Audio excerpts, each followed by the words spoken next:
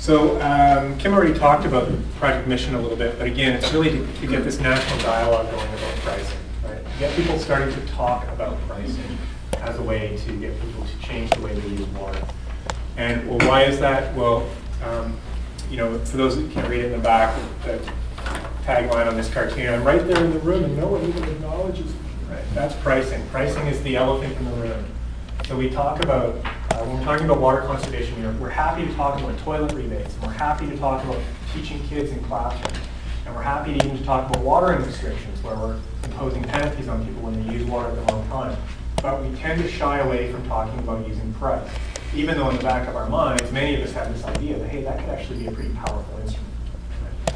So we're going to talk about, you know, the sort of logistics around it, but we're also going to spend a lot of time talking about the communications and the marketing and the politics of it. And so the people that had their hands up when I said you have a finance background, that's maybe where this will be more useful for you folks.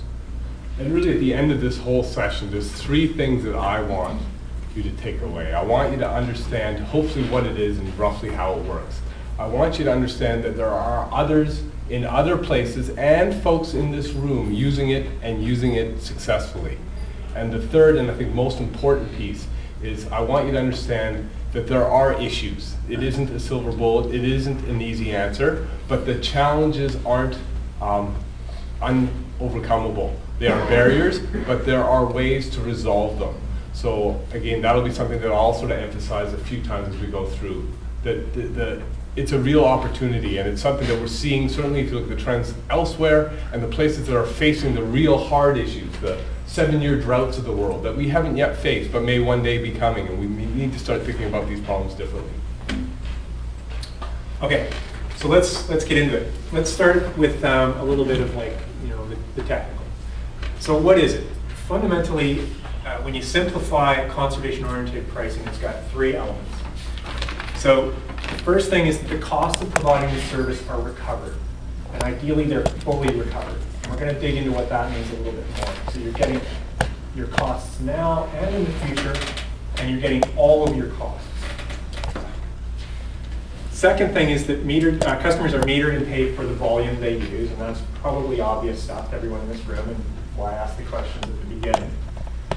And then the third bit is probably the hardest bit, and that is that the price is sufficient to affect individual decision making.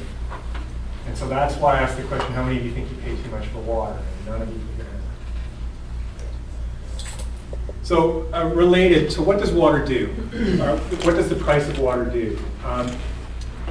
It provides revenue to the water service provider so that they can do the things that they do. It provides a financial incentive for customers to use water more efficiently. And as a related corollary, it provides information about their water use. They're getting data about what they're doing, how much they're using, what their meters do. And it promotes innovation. And so what do we mean by, does that make sense to everybody? It promotes innovation?